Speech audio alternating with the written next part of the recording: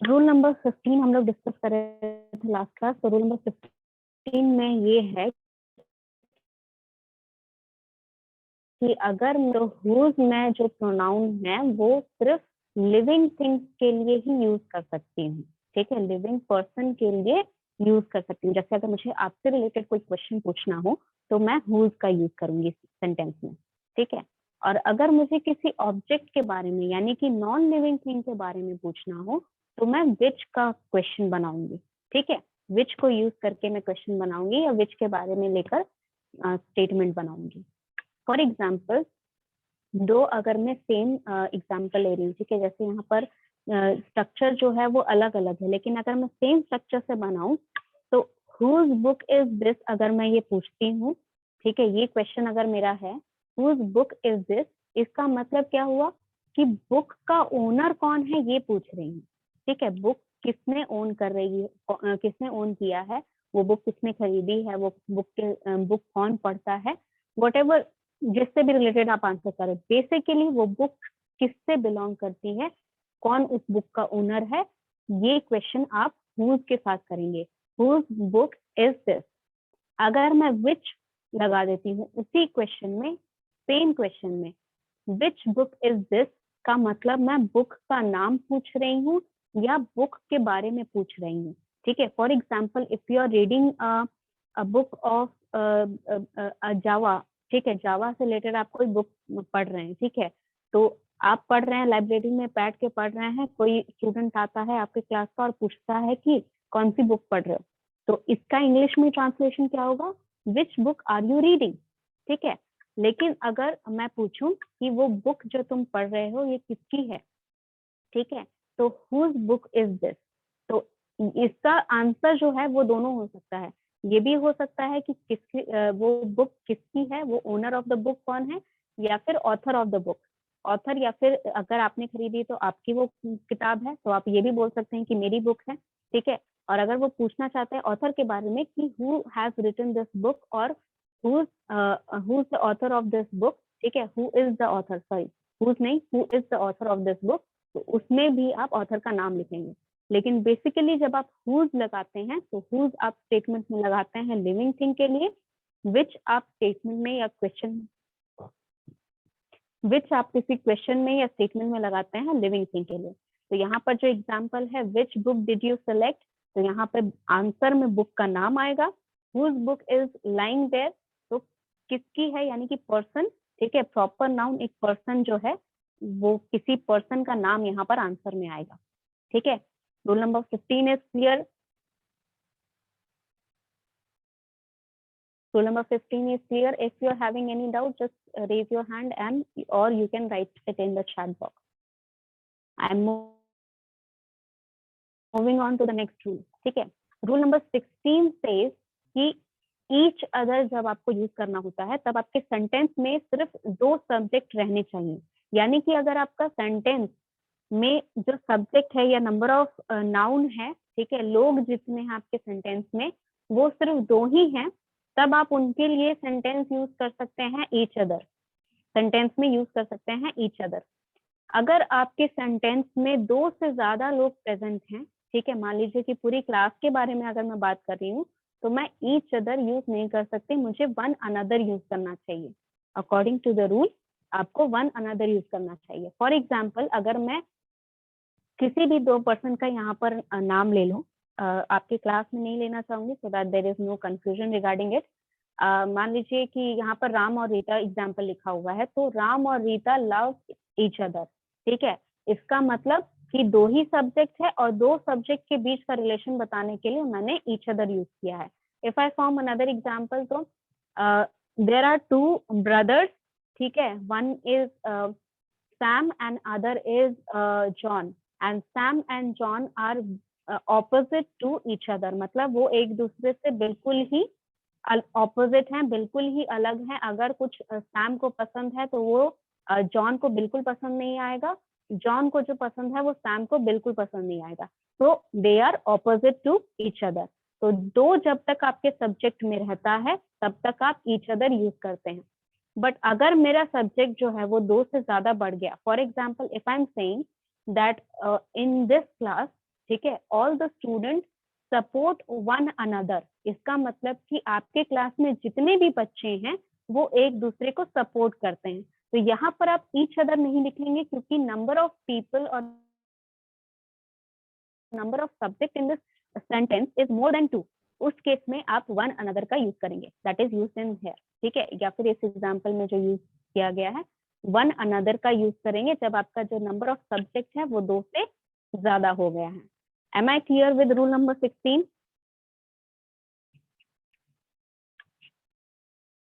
Am I clear with the rule number 16? Okay.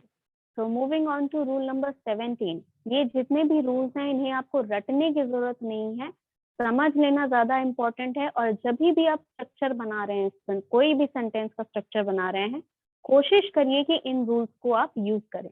ठीक है, क्योंकि हो सकता है कि इंडिया में जब आप इंग्लिश बोलेंगे तो 2-4 रूल इधर उधर हो जाने से कोई आपको टोकेगा नहीं, क्योंकि किसी ने भी रूल्स रट के नहीं रखे। लेकिन जिनकी इंग्लिश फर्स्ट लैंग्वेज है, मान लीजिए आप कल को किसी क्लाइंट से बात करते हैं जो ब्रिटेन से बिलोंग करता है या अमेरिका से बिलोंग करता है या ऑस्ट्रेलिया से बिलोंग करता है, तो उनके लिए इंग्लिश उनकी फर्स्ट लैंग्वेज है। ठीक है, और उन्हें रूल्स जो है समझाने की जरूरत नहीं है क्योंकि उन्होंने बचपन से बोली है, तो उन्हें रूल्स पता है। ठीक है, इवन दो उन्हें नहीं पता कि ये रूल्स लिखे गए हैं कहीं या ये रूल्स फॉलो कर पढ़ाए जाते हैं कहीं, उन्हें रूल्स पता है क्योंकि वो सेंटेंस जो है बचपन से बनाते आए हैं। तो उनके साथ जब आप बात करेंगे तब आपको वहां पर ध्यान देने का जरूरत होगा कि आप कहीं गलत नहीं बोल रहे हैं। ठीक है, हो सकता है कि कोई आपको टोके या हो सकता है कि कोई आपका मजाक उड़ाने का कोशिश करे, लेकिन ये कुछ ऐसा नहीं है जिसके लिए आपको गलत फील करना चाहिए। लेकिन एग्जाम पॉइंट ऑफ व्यू तो बिल्कुल जरूरी है, एग्जाम पॉइंट ऑफ व्यू से ये सारी चीजें बहुत जरूरी हैं कि आप ध्यान रखें। कोई भी आप कॉम्पिटिटिव एग्जाम दे रहे हैं, कोई भी आप इंटरव्यू के लिए एप्टीट्यूड टेस्ट दे रहे हैं, ये रूल्स बहुत इंपॉर्टेंट रखता है। वहां पर चुटकियों में आपके क्वेश्चंस बनेंगे if you remember all these rules. ठीक है, question number rule number 17। Rule number 17 ये कहता है कि जैसे हमने ऊपर पढ़ा था, ठीक है, रूल नंबर आई थिंक 6 और 3 था, जहां पर कलेक्टिव नाउन जो रहता है उसको आप singular, rule number 5, collective noun को आप सिंगुलर और प्लूरल दोनों की तरह यूज कर सकते हैं। ठीक है, तो जब आपका कलेक्टिव नाउन एक साथ मिलकर काम कर रहा है तो वो सिंगुलर हो जा रहा है। जब आपका कलेक्टिव नाउन यानी कि जो ग्रुप है, जो टीम है, वो डिवाइडेड है तो वो प्लूरल हो जाता है। तो जब आपका नाउन सिंगुलर है वहां पर, तो उस केस में आपको सिंगुलर प्रोनाउन यूज करना चाहिए। तो ये एक यहाँ पर रूल सिर्फ इतना ही है कि अगर आपका नाउन जो है वो सिंगुलर है तो उसके लिए आपको सिंगुलर प्रोनाउन यूज करना चाहिए, और अगर आपका नाउन प्लूरल है तो उसके लिए आपको प्लूरल नाउन यूज करना चाहिए।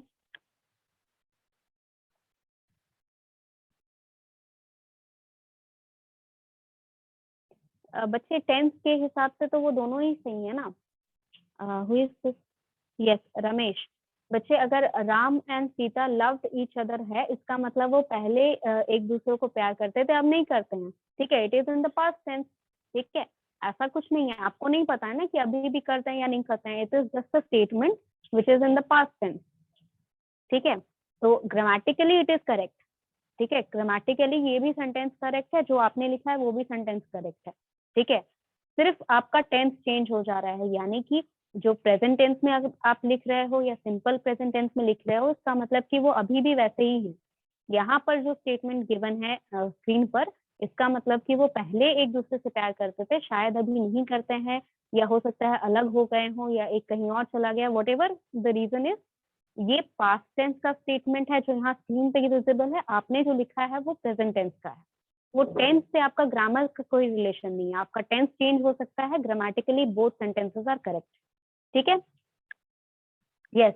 तो यहाँ पर 17 नंबर रूल में इम्पोर्टेंट क्या है देखने के लिए, इम्पोर्टेंट ये चीज है कि यहाँ पर कलेक्टिव नाउन के केस में इकलौता ऐसा केस है जहां पर आपका कलेक्टिव नाउन होने के बावजूद, यानी कि ह्यूमंस को आप यहाँ पर सिर्फ इसी केस में ह्यूमंस के लिए इट यूज कर सकते हैं, जो कि आपको ये पता भी होगा और किसी ने शायद बताया नहीं बताया, या आप खुद भी कभी नहीं करते होंगे।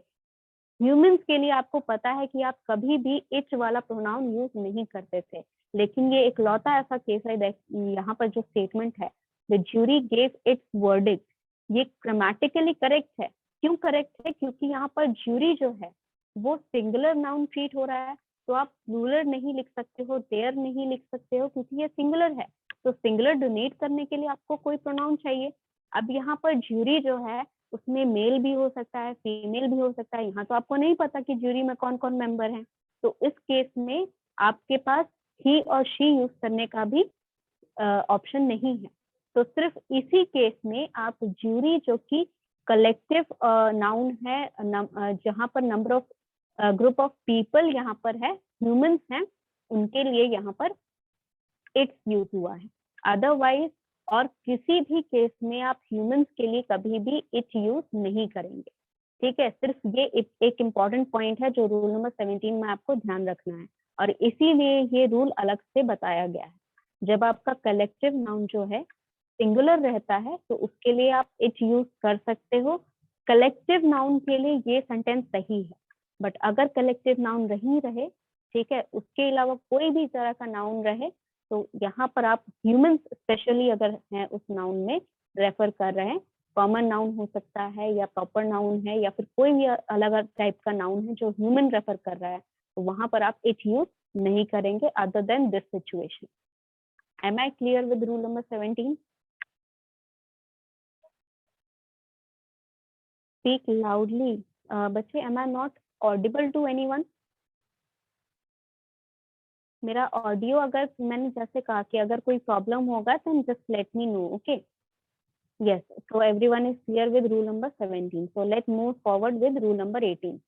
रूल नंबर 18 में क्या होता है कि यहाँ पर्सन वाइज, ठीक है, पर्सन वाइज मतलब लोग नहीं, पर्सन वाइज मतलब first person, second person, third person. अब ये होते क्या हैं? फर्स्ट पर्सन मतलब वो इंसान जिसने सेंटेंस बोला, जैसे अगर मैं अभी आपसे बोल रही हूँ तो I am the first person in this statement. Second person वो जिससे डायरेक्टली ये स्टेटमेंट सुना, जैसे आप सभी जो लोग सुन रहे हैं मेरी बात, वो सभी मेरे लिए सेकेंड पर्सन हो जाएंगे इस सिनेरियो में।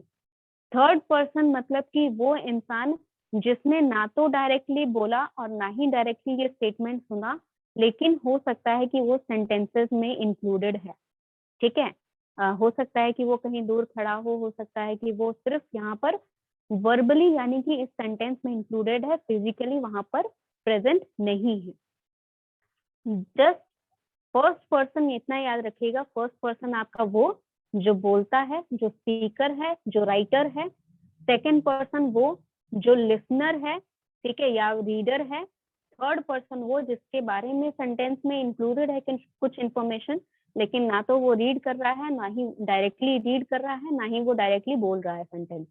ठीक है, तो जब जनरल स्टेटमेंट आप बनाते हैं, ठीक है, कोई भी स्टेटमेंट आप बनाते हैं जहां पर फर्स्ट पर्सन, सेकंड पर्सन या थर्ड पर्सन का रेफरेंस है, माइंड यू जरूरी नहीं है कि तीनों एक साथ प्रेजेंट हो सकता है कि दो एक साथ प्रेजेंट है या फिर सिर्फ एक ही प्रेजेंट है।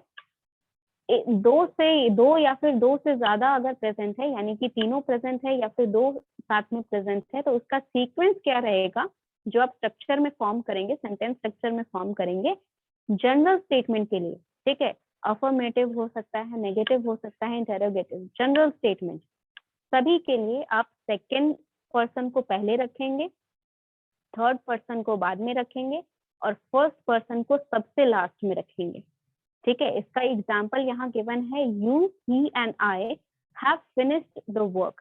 ठीक है, इसका मतलब कि तुमने, उसने और मैंने, सबने ये, हम तीनों ने ये काम फिनिश कर लिया। If I am giving you another example, real life scenario अगर मैं देती हूँ, मान लीजिए कि मेरी दो बेस्ट फ्रेंड्स हैं, तो इंक्लूडिंग मी 3 मेंबर हैं उस ग्रुप में। तो मैंने एक बेस्ट फ्रेंड को फोन किया, ठीक है, तीसरी वाली को फोन नहीं, मतलब जो सेकंड बेस्ट फ्रेंड है मेरी, उसे फोन नहीं किया। फर्स्ट बेस्ट फ्रेंड को फोन किया और मैंने कहा कि you, she and I should go to this party. ठीक है, एक पार्टी हो रही है जहां पर मैं उन्हें बोल रही हूँ आने के लिए। तो यहाँ पर क्या है कि सेकंड बेस्ट फ्रेंड यहाँ प्रेजेंट नहीं है, तो वो थर्ड पर्सन हो जाएगी। जो फर्स्ट बेस्ट फ्रेंड है जिसको मैंने ये स्टेटमेंट बोला, वो सेकेंड पर्सन हो जाएगी, और मैं ये स्टेटमेंट बोल रही हूँ तो मैं फर्स्ट पर्सन हो जाऊंगी। ठीक है, तो जब भी मैं इस तरह का कोई सेंटेंस अगर मैं स्टेटमेंट में बनाऊंगी तो उसमें स्ट्रक्चर यही रहेगा कि जिससे आप बात कर रहे हैं, यानी कि जो आपके सामने खड़ा है या फिर जिससे आप डायरेक्टली ये स्टेटमेंट बोल रहे हैं, उसे सबसे पहले रखेंगे। उसके बाद जो पर्सन नहीं है प्रेजेंट वहां पर उसे रखेंगे, और अपने आप को सबसे लास्ट में रखेंगे। ठीक है, तो you, she and I should go to this party. ठीक है, ये आपका स्टेटमेंट का स्ट्रक्चर होगा। एक्सेप्शन क्या है इस रूल में, कि अगर आपका स्टेटमेंट कन्फेशन का मैसेज कैरी कर रहा है, या मिस्टेक का मैसेज कैरी कर रहा है, या फॉल्ट का मैसेज कैरी कर रहा है, या सॉरी का मैसेज कैरी कर रहा है, उस केस में ये रूल जो है चेंज हो जाएगा। उस केस में, उस सिनेरियो में आपका जो स्ट्रक्चर होगा that will be first person, यानी कि खुद को पहले रखेंगे, फिर सेकेंड पर्सन, फिर थर्ड पर्सन।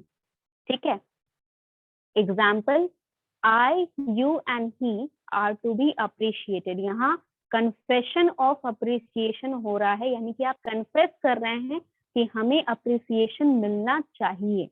ठीक है, कन्फेशन का मतलब होता है किसी के भी सामने कोई भी आप बात जो आपकी दिल की बात है वो बता रहे हैं, वो आप किसी और के सामने नहीं बता सकते हैं, हो सकता है, या नहीं बताना चाहते हैं किसी और को, आप सिर्फ उस एक पर्सन को बताना चाहते हैं।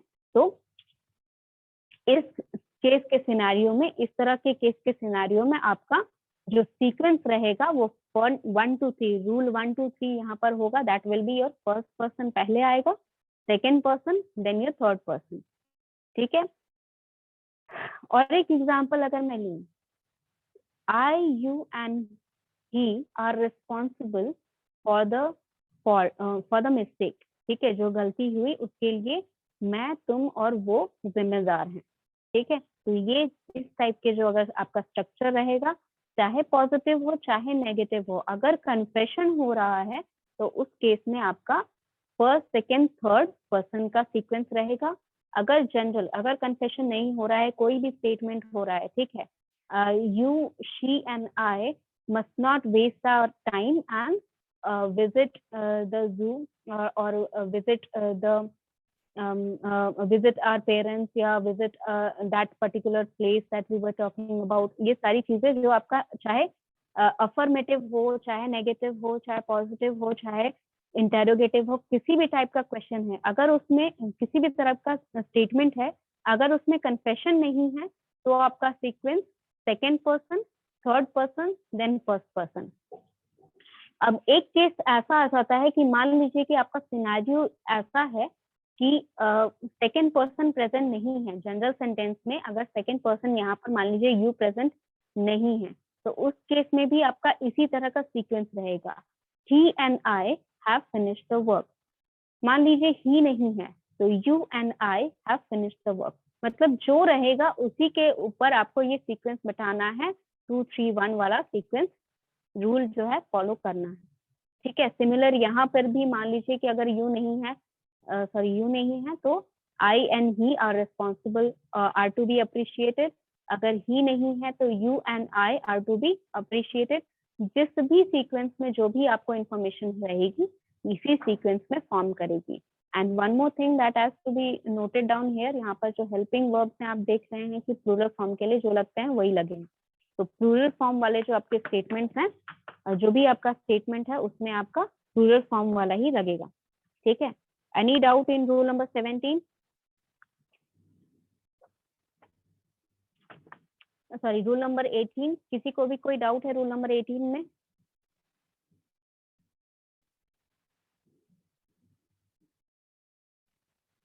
Okay, so let's move on to the next part. 18 की तरफ बढ़ते हैं।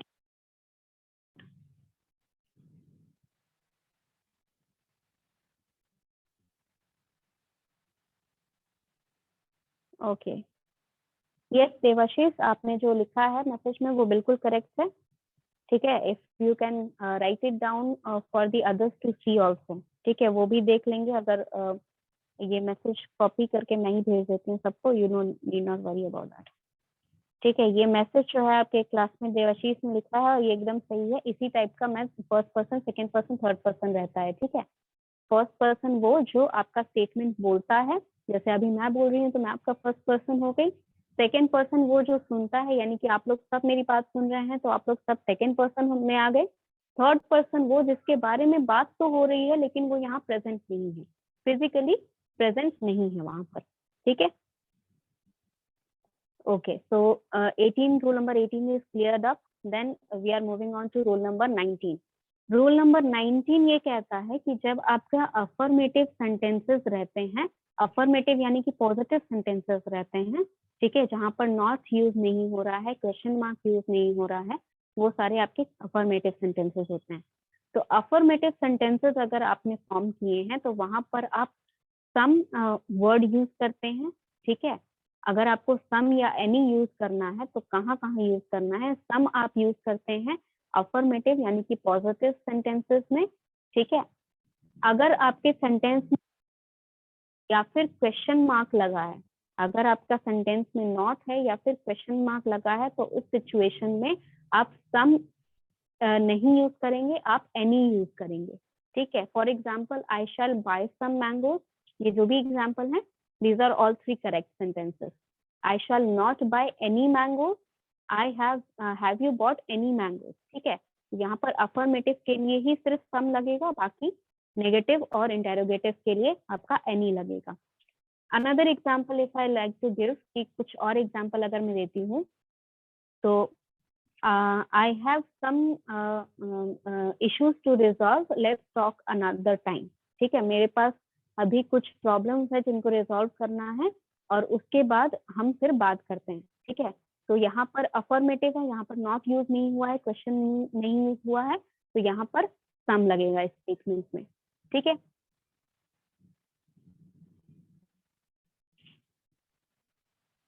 बच्चे I told you that this PDF will be provided to you once you have read all the rules. ठीक है, जब मैं ये सारे रूल्स समझा दूंगी आपको, एक्सप्लेन कर दूंगी, उसके बाद I will provide you this PDF. ठीक है, you don't need to worry about that.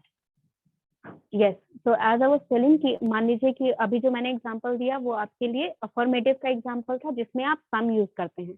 Negative का अगर एग्जांपल लेते हैं तो I don't have any issue, let's talk today. ठीक है, मतलब मुझे कोई इशू नहीं है, अभी के अभी बात करते हैं। ठीक है, तो यहाँ पर एनी यूज हुआ इस सेंटेंस में। अगर कोई क्वेश्चन हुआ तो जैसे क्लास में भी मैंने बहुत बार पूछा होगा, तो you will have noticed it कि do you have any question और do you have any problems related to the rule, do you have any doubts related to the rule. तो जब भी आपका नेगेटिव रहता है स्टेटमेंट या फिर आपका इंटेरोगेटिव रहता है तो उस सिनेरियो में आप एनी यूज करते हैं। ठीक है, अगर अफर्मेटिव रहता है, इसमें भी क्या होता है कि मान लीजिए कि आपका जो सिनेरियो है, ठीक है, सिनेरियो में क्या होता है कि आपका जैसे मैंने क्वेश्चन पूछा कि do you have any doubts related to this rule. ठीक है, तो वहां से अगर आप अफर्मेशन कर रहे हैं, ठीक है, कि yes ma'am I have some doubts related to this particular rule, तो यहाँ पर अफर्मेटिव है स्टेटमेंट आपका, इसीलिए आपने यहाँ पर सम लगाया। अगर आपका नेगेटिव स्टेटमेंट रहा कि ma'am we don't have any doubt, तो यहाँ पर एनी लगा है। ठीक है, मतलब अनकॉन्शियसली भी आप लोग वही चीजें यूज कर रहे हैं जो मैं यहाँ रूल्स में समझा रही हूँ।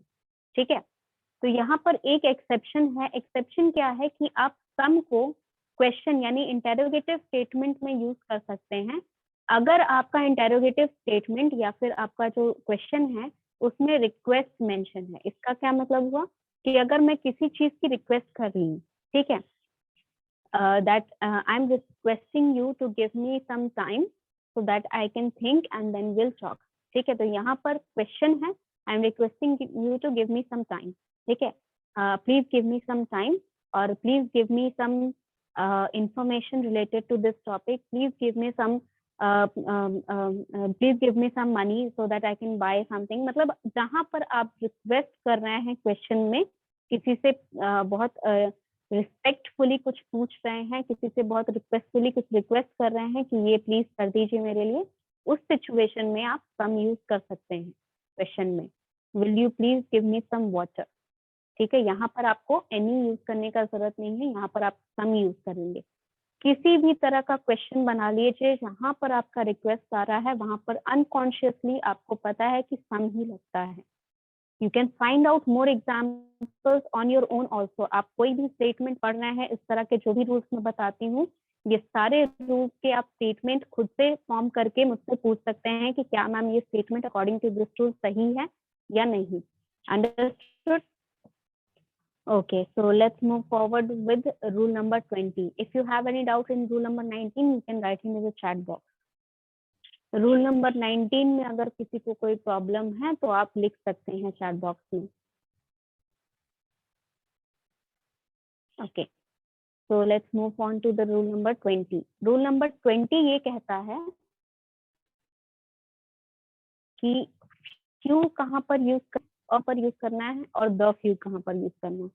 तीनों चीजें, पहली बात तो नंबर को डिनोट कर रहा है। नंबर यानी कि नंबर ऑफ ऑब्जेक्ट हो सकता है, नंबर ऑफ सब्जेक्ट हो सकता है, कुछ भी हो सकता है।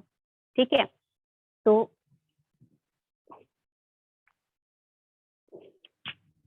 ओके, तो यहाँ पर जिस तरह का स्टेटमेंट आपका बनेगा, तो कहाँ पर फ्यू लगाना है, कहाँ पर अ फ्यू लगाना है, कहाँ पर द फ्यू लगाना है, ये आपको पता होना चाहिए। तो इसका मीनिंग पहले देख लेते हैं।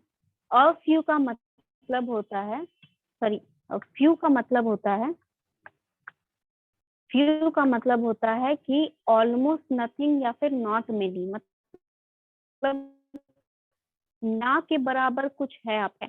Few people remember the actual story of Shakespeare.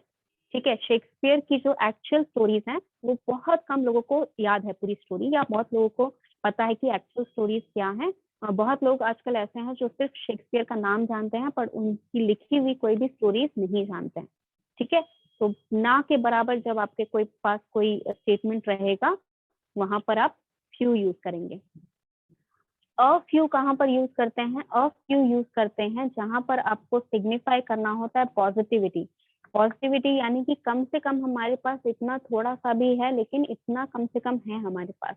ठीक है, I have a few questions that I would like you to answer. मतलब मेरे पास ज्यादा नहीं, लेकिन कम से कम इतने क्वेश्चन हैं जो आप आंसर कर दीजिए मेरे लिए। ठीक है, ये एक रिक्वेस्ट है। ठीक है, बहुत पॉजिटिव वे में आपने पुट किया कि मेरे पास कुछ डाउट्स हैं, इससे आप क्लियर कर दीजिए प्लीज। ठीक है, या फिर और एक सेंटेंस अगर मैं अफर्मेटिव सेंटेंस अगर बनाऊं इससे रिलेटेड, तो अफर्मेटिव सेंटेंस आपका बन जाएगा, if I am using it into a sentence such as a few people are there are a few people who are helping the poor person or the people with no provisions to get through in the COVID situation।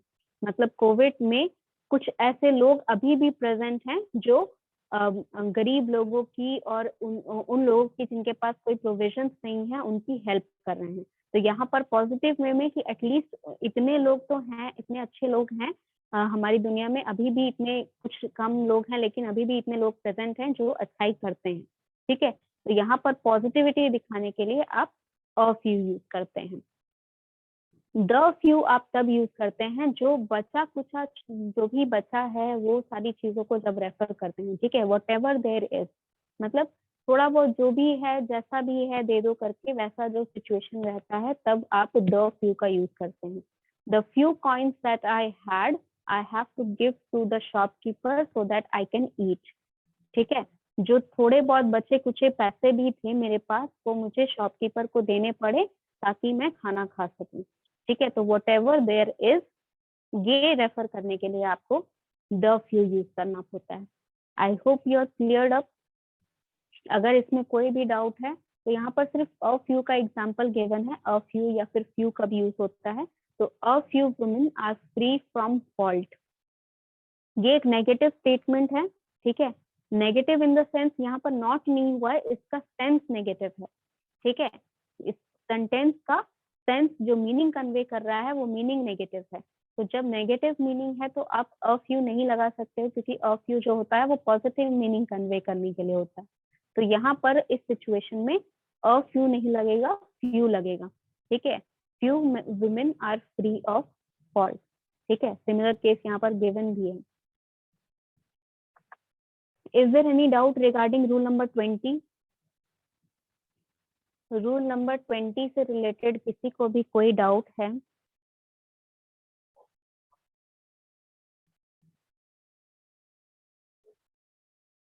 Okay, so there is no response from your side, so I'm getting the you have understood. ठीक है, चलिए सबको समझ में आ गया, तो आगे बढ़ते हैं। रूल नंबर 21 से कि कहाँ पर आपको लेस यूज करना है, कहाँ पे आपको फ्यूअर यूज करना है। ठीक है, लेस और फ्यूअर दोनों सिमिलर मीनिंग होता है, लेकिन लेस कहाँ पर यूज होता है? लेस यूज होता है जहाँ पर आप क्वांटिटी डोनेट करते हैं, यानी कि जहाँ पर आपको मान लीजिए कि आधा ग्लास भरा हुआ है, आधा ग्लास खाली हुआ है। बहुत एक अच्छा इंटरव्यू क्वेश्चन है कि आधा ग्लास पानी रख दिया जाएगा, पूछा जाएगा कि ये आधा ग्लास भरा हुआ बोलेंगे या फिर आधा ग्लास खाली बोलेंगे। तो यहाँ पर quantity of water is being measured और quantity of water is being talked about in this sentence। तो यहाँ पर आप less का अगर आपको less लिखना है या फिर कम बताना है, कम बताने के लिए आप less का यूज करेंगे, ना कि fewer का। fewer जो है वो नंबर डोनेट करता है। ठीक है, मान लीजिए मेरे पास 4 कॉइन्स हैं, ठीक है, और 4 में से 2 मैंने किसी और को दे दिए, तो अब मेरे पास कम है। यहाँ पर इस सेंटेंस में मैं fewer यूज करूंगी, less नहीं। ठीक है, because I'm talking about coins, not money, coins. Remember that. Money is measured. Money is always measured. तो उस सिचुएशन में आप लेस यूज करेंगे जब आप क्वांटिटी बता रहे हैं। बट अगर आप अमाउंट बता रहे हैं, number of coins, number of notes, number of people, ये सारी चीजें आपकी फ्यूअर से डिनोट होंगी। तो यहाँ पर एग्जाम्पल में 4 एग्जाम्पल गिवन है, जिसमें से 2 इनकरेक्ट हैं और 2 करेक्ट हैं। इनकरेक्ट स्टेटमेंट पहले देखते हैं। No less than 40 students were present. This is incorrect because यहाँ 40 students are countable noun, that means it can be counted, that means they are related to numbers, not quantity. तो यहाँ पर no fewer than 40 students were selected. Okay, there are no fewer than 40 liters of water in this bottle. Liters of water is being measured, that means we are talking about quantity, not in the number of water. तो यहाँ पर less use होगा, ना कि fewer. There are no less than 4 liters of water in this bottle. Are you able to understand, or do you want me to give more examples? इतने example जो यहाँ पर 2 एग्जाम्पल गिवन है, उससे आपको समझ में आ गया कि लेस और फ्यू कहाँ पर फ्यूअर कहाँ पर यूज होना है, या मैं और एग्जाम्पल दूं? Let me know through the chat box. Are you able to understand? Answer this question. समझ में आ गया rule number 21?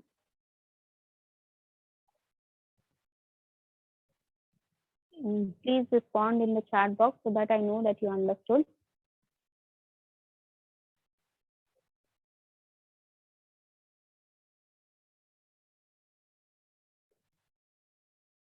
Okay, I got one response.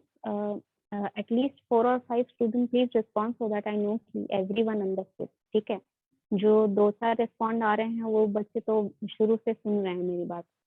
बाकी जो बच्चे हैं please respond.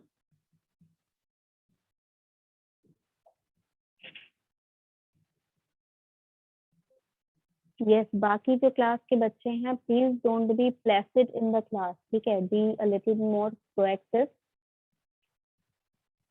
Yes, okay,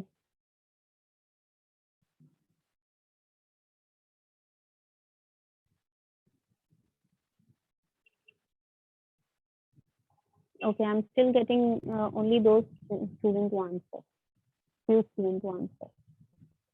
A little more proactivity would be good. ठीक है, कम से कम आप yes और no बता देंगे, so it will be good for me to know कि आप को समझ में आ रहा है या नहीं। Okay, Okay, so rule number 22, let's move to the rule number 22. Rule number 22 बताता है कि कहाँ पे आपको little use करना है, कहाँ पे a little use करना है, कहाँ पे the little use करना है। Similar to you can say rule number 20, जहाँ पर few, a few और the few में difference बताया था। तो पहली बात तो little किस लिए use होता है? Little use करते हैं हम hardly any, ठीक है। सेम फॉर फ्यू, जिस चीज के लिए फ्यू रेफर होता है उसी चीज के लिए आपको लिटिल यूज करना होता है। यानी कि जब हार्डली एनी, मतलब कुछ मुश्किल से कुछ चीज है, उस चीज के लिए जब आप रेफर कर रहे हैं तो वहां पर लिटिल यूज करेंगे। जैसे there is little hope of her recovery, these two statement. अच्छा, देयर इज लिटिल होप नहीं रहेगा, ठीक है। लिटिल होप यहाँ पर अ लिटिल क्यों है? Okay, there is mistake I think, क्योंकि यहाँ पर अ लिटिल रहना चाहिए था और यहाँ पर लिटिल रहना चाहिए था। यस, तो there is little hope for her recovery, इसका मतलब कि बहुत कम, हार्डली यानी कोई उम्मीद है जिसमें वो बच सकती है या रिकवर कर सकती है, बहुत कम उम्मीद है। तो ये आपका करेक्ट सेंटेंस हो जाएगा, ठीक है।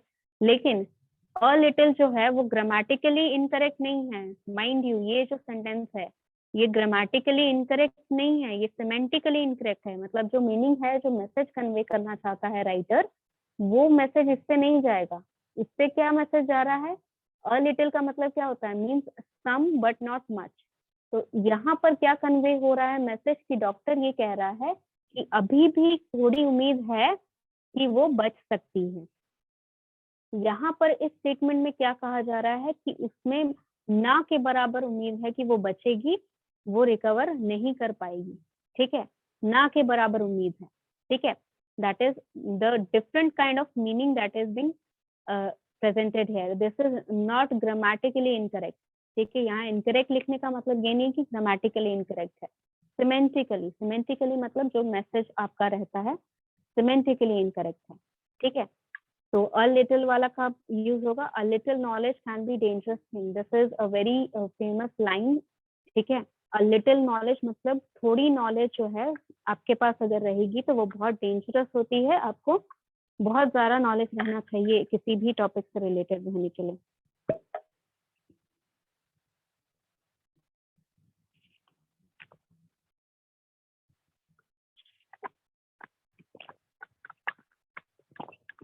ओके, तो एज आई वाज टेलिंग कि यहाँ पर आपका अ लिटिल नॉलेज का मतलब क्या हुआ कि थोड़ा नॉलेज है आपके पास, ठीक है। यहाँ पर सम होप था, यहाँ पर अ लिटिल होप का मतलब कि कुछ होप है कि वो अभी भी रिकवर कर सकती है। तो अ लिटिल नॉलेज का मतलब हो गया कि आपके पास थोड़ा नॉलेज है, जो कि डेंजरस रहता है। आपको पूरा नॉलेज होना चाहिए किसी भी सब्जेक्ट या किसी भी टॉपिक से related. Again, little knowledge can be a dangerous thing is not grammatically incorrect, it is semantically incorrect. जो मैसेज आप सेंड करना चाहते हैं वो मैसेज इस सेंटेंस से नहीं, इस सेंटेंस से जाएगा, ठीक है। The little refers to not much but all there is, ठीक है। बहुत ज्यादा नहीं है लेकिन जितना है इतना ही है हमारे पास, ठीक है। ये जब मैसेज जाता है ये आपका जाता है द लिटिल से। Let's see what is the example here. Little water that is in the bottle may be used for the child. The little water that is in the bottle may be used for the patient. Patient and child is not the matter here. यहाँ पर the little मतलब थोड़ा भी जो पानी बचा है वो पेशेंट के लिए या चाइल्ड के लिए जरूरी है, उसे दे दिया जाए तो शायद वो यूज कर ले, शायद उसका हेल्प हो जाए। तो यहाँ पर लिटिल या फिर अ लिटिल नहीं यूज होगा, द लिटिल होगा। मतलब बहुत ज्यादा नहीं है लेकिन थोड़ा सा बचा है, उसी में हम काम चला लेंगे या उसी में हम किसी का हेल्प कर देंगे, ठीक है। तो the little water that is left in the bottle may be used for the patient. Are you clear up with the rule number 22? Rule number 22 में किसी को भी कोई डाउट?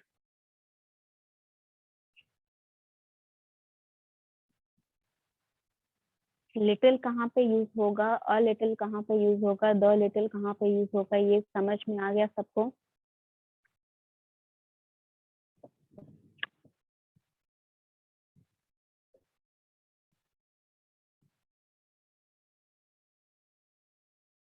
ओके, सो यहाँ पर let's move on to the next rule. Next rule is rule number 23।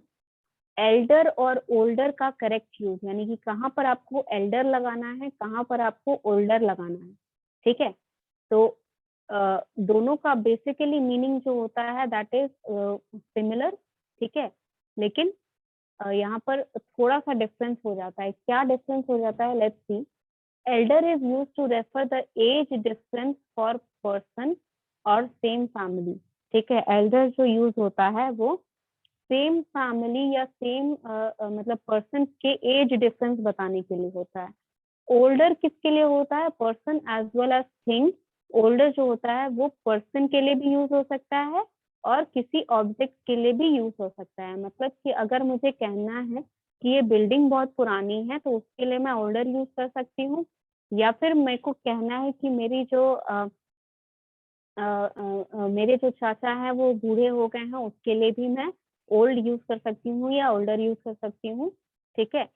तो Elder, लेकिन जो है एल्डर, मुझे अगर बताना है कि मेरी बड़ी बहन है वो दिल्ली में रहती है तो उसके लिए मैं एल्डर यूज करूंगी, ओल्डर नहीं यूज कर सकती। That is the only difference है, ठीक है। तो Sohan is old elder than all the other boys in this area, ये इनकरेक्ट है। ओल्डर बच्चे लिविंग नॉन लिविंग दोनों के लिए यूज होता है, एल्डर सिर्फ लिविंग के लिए यूज होता है, दैट इज द डिफरेंस, ठीक है। ओल्डर जो है ये पर्सन का एज डिफरेंस हो सकता है सेम फैमिली मेंबर को बताने के लिए, ये सिर्फ लिविंग थिंग्स के बीच में यूज होता है। ओल्ड एल्डर सिर्फ लिविंग थिंग्स के लिए यूज होता है। ओल्डर जो होता है ये लिविंग नॉन लिविंग दोनों के लिए यूज हो सकता है, ठीक है। क्योंकि यहाँ पर एल्डर में क्या बोला गया है, एल्डर में स्पेसिफिकली बोला गया है पर्सन ऑफ सेम फैमिली, ठीक है। तो अगर मान लीजिए मुझे अपनी फैमिली के बारे में नहीं बताना है, मुझे रास्ते चलते मिला तो उसके लिए मैं ओल्डर यूज कर सकती हूँ, या अगर कोई बिल्डिंग है तो उसके लिए मैं ओल्डर यूज कर सकती हूँ, लेकिन एल्डर मैं सिर्फ अपने फैमिली मेंबर्स के लिए यूज कर सकती हूँ, ठीक है। तो यहाँ पर Sohan is elder than all the other boys in this area. Area मतलब पूरा फैमिली नहीं होता, एरिया में तो बहुत लोग होंगे, बहुत सारी फैमिली होगी, तो this is incorrect use of Elder.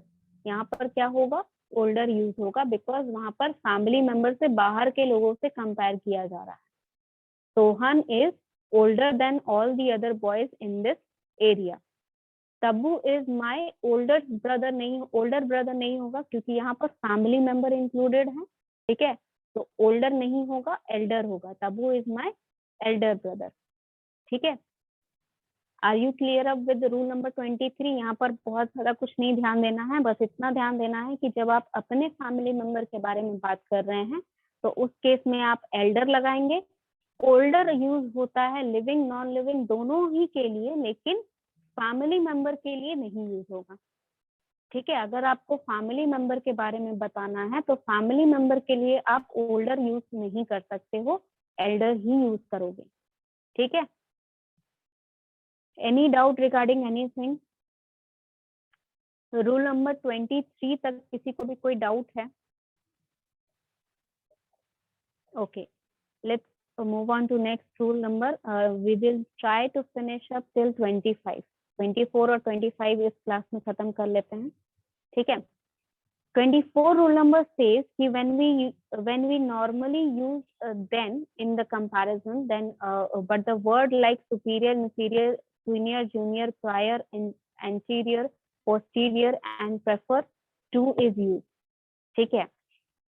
इसका मतलब कि जब हम नॉर्मल कंपैरिजन कर रहे हैं, जैसे यहाँ पर ओल्डर देन था, एल्डर देन था, तो ये जब कंपैरिजन नॉर्मल कंपैरिजन होता है हमारा ये, और इसके साथ जब कंपैरिजन कर रहे हैं तब हम देन का यूज करते हैं, या फिर और भी मेथड्स हैं, ठीक है। लेकिन जब हम superior, inferior, senior, junior, prior, anterior, posterior या प्रेफर का यूज करते हैं तो टू प्रेपोजिशन लगाना वहां पर जरूरी है, ठीक है। यहाँ पर जो सेंटेंस है, यहाँ पर एग्जाम्पल में जो सेंटेंसेस गिवन है, तारा इज जूनियर देन नीता नहीं होगा, तारा इज जूनियर टू नीता होगा, ठीक है। जूनियर सीनियर वाला जो भी कंपैरिजन आप कर रहे हैं, बेसिकली IOR वाला जो कंपैरिजन होता है, ठीक है, प्रेफर को छोड़ के, क्योंकि बाकी वर्ड्स में आप देख रहे हैं IOR वाला वर्ड्स हैं, ठीक है। तो बेसिकली IOR वाला जो आपका कंपैरिजन होता है वहां पर आप प्रेपोजिशन टू का यूज करेंगे, ठीक है। I prefer reading than walking नहीं होगा, I prefer reading to walking, यानी कि मैं पढ़ने में ज्यादा ध्यान लगाना चाहता हूँ ना कि वॉकिंग में, या फिर मुझे पढ़ना ज्यादा पसंद है, वॉकिंग नहीं, उतना ज्यादा पसंद नहीं है। This is the comparison that is being done. तो इस तरह के कंपैरिजन में हम टू यूज करते हैं, ना कि देन यूज करेंगे। Any doubt in rule number 24? Rule number 24 में किसी को भी कोई डाउट?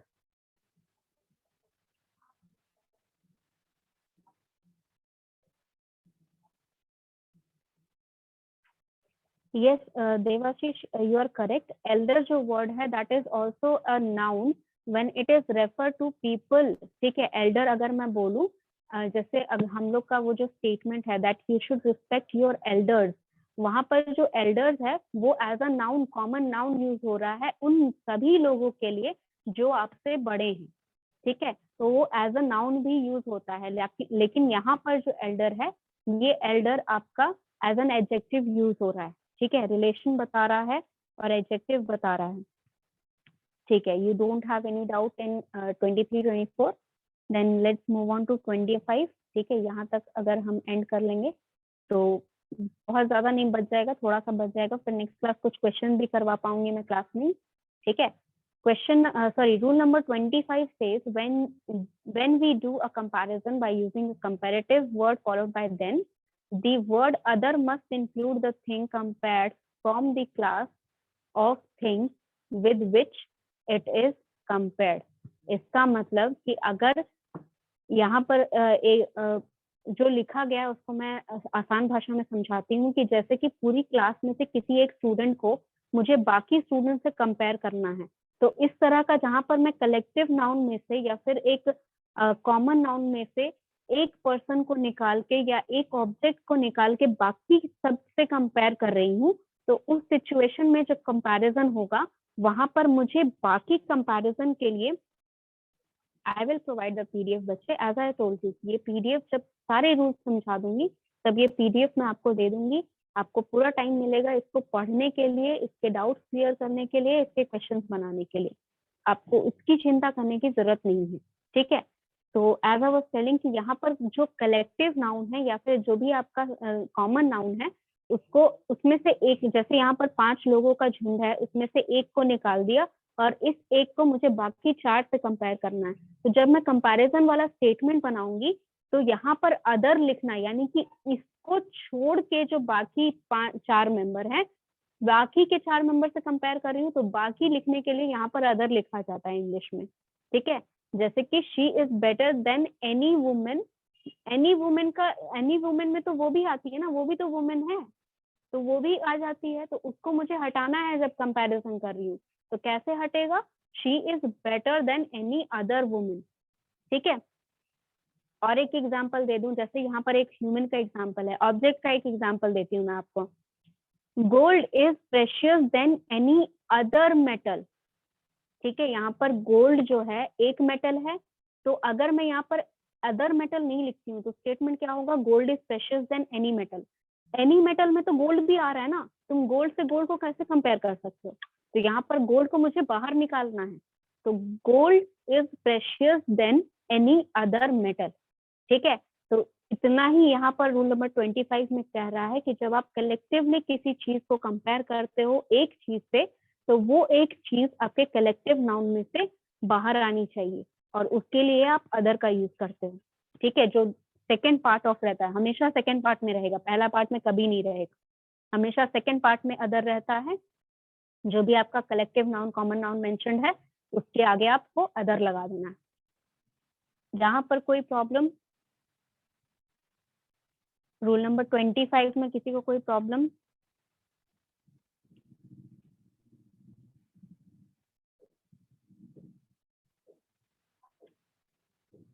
रूल नंबर 25 में किसी को भी कोई दिक्कत, कोई भी इशू जो नहीं समझ में आया, या कैसे यूज करना है, सेंटेंस नहीं समझ में आया? Okay, repeat again. Yes, repeat अगर मैं करूं तो रूल नंबर 25 में ये कह रहा है कि अगर एक, जैसे कि मुझे अगर आपकी क्लास में से किसी एक स्टूडेंट का नाम लिखना है, ठीक है, और किसी भी एक स्टूडेंट, एक्स स्टूडेंट है आपकी क्लास का, ठीक है, उसको मुझे बाकी स्टूडेंट से कंपेयर करना है, तो x is more responsive then the other student, ठीक है। तो क्योंकि अगर मैं स्टूडेंट लगा दूंगी तो उसमें एक्स भी इंक्लूड हो जा रहा है, ठीक है। अगर मैं ये स्टेटमेंट इस तरह लिखूं कि x is more responsive then the student in the class, तो यहाँ पर स्टूडेंट्स इन द क्लास में तो एक्स भी आता है ना, आपका एक्स भी आता है, एक्स भी आप ही क्लास का स्टूडेंट है, तो एक्स भी आता है आपके क्लास में स्टूडेंट, तो ये सेंटेंस जो है ये इनकरेक्ट हो जाएगा, क्योंकि कंपैरिजन आप सेम चीज का नहीं कर सकते हो। आप गोल्ड को गोल्ड से कंपेयर नहीं कर सकते, गोल्ड की एक ज्वेलरी को, एक बैंगल को आप मतलब एक चूड़ी है गोल्ड का, उसे दूसरी चूड़ी से कंपेयर कर सकते हो, लेकिन गोल्ड को आप गोल्ड से कंपेयर नहीं कर सकते हो। एक बुक को आप दूसरे बुक से कंपेयर कर सकते हो कि ये बुक ज्यादा अच्छी है, वो बुक ज्यादा अच्छी नहीं है, लेकिन आप उसी बुक को, मान लीजिए कि एक नॉवल निकली है, कोई भी एक नॉवल है और उसका 2 प्रिंट है, ठीक है, 2 प्रिंट, 2 कॉपी, एक कॉपी मैंने खरीदी, एक कॉपी आपने खरीदी, तो क्या मैं उसको कंपेयर कर सकती हूँ कभी? उसका कंपेयर करने का कोई मीनिंग होगा कभी? नहीं होगा, इट इज इलॉजिकल। तो सिमिलर चीजों को मीनिंग यहाँ पर कंपेयर नहीं किया जाता है। तो जब मैं एक्स को कंपेयर कर रही हूँ तो मैं बाकी स्टूडेंट से कंपेयर करूंगी ना, एक्स को एक्स से मैं कंपेयर नहीं कर सकती हूँ, तो मुझे इस कलेक्शन से, the student in this class से, मुझे इस कलेक्शन से एक्स को हटाना है, तो यहाँ पर the other students in the class, ये सेंटेंस करेक्ट होगा, ठीक है।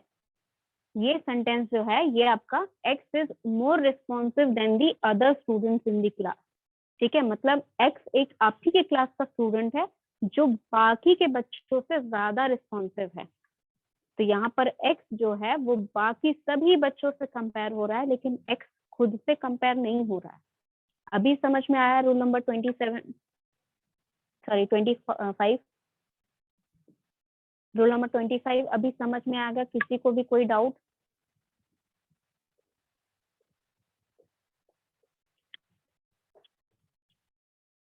Just write the text chat box, no doubt, ठीक है, चलिए बहुत बढ़िया, ठीक है। अगर कोई डाउट नहीं है तो यहाँ पे हम क्लास को एंड करते हैं क्योंकि टाइम हो गया है।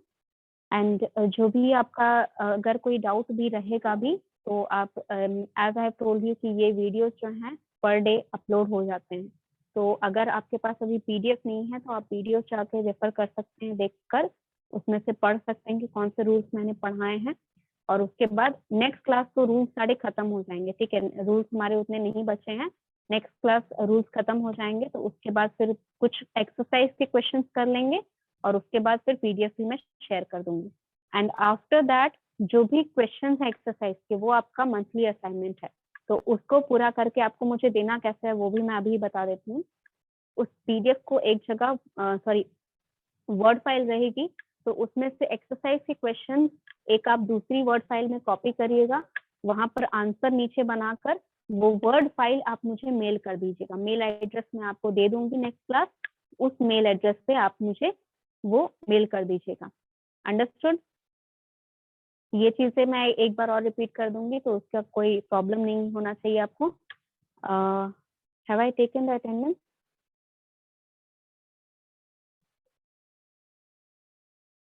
as well as others, yes as well as जो कंपैरिजन है that is absolutely correct, as well as भी कंपेयर करने के लिए यूज कर सकते हैं, और वहां पर भी आपको अदर्स लगाने की जरूरत है। अदर्स लगाने की जरूरत क्यों है यहाँ पर? क्योंकि आपका जो कंपैरिजन हो रहा है उसमें से जो एलिमेंट कंपेयर हो रहा है बाकी एलिमेंट से, वो बाकी एलिमेंट्स वाले ग्रुप में से हट जाना चाहिए, बस ये मेंबर है। तो आप एज वेल एज से कंपेयर करें, देन से कंपेयर करें, या किसी भी चीज से कंपेयर कर रहे हैं, that is not the matter. The matter is that जहां जिस चीज से कंपेयर हो रहा है उस ग्रुप से उस चीज को हटा देना है, ठीक है। Any more doubt?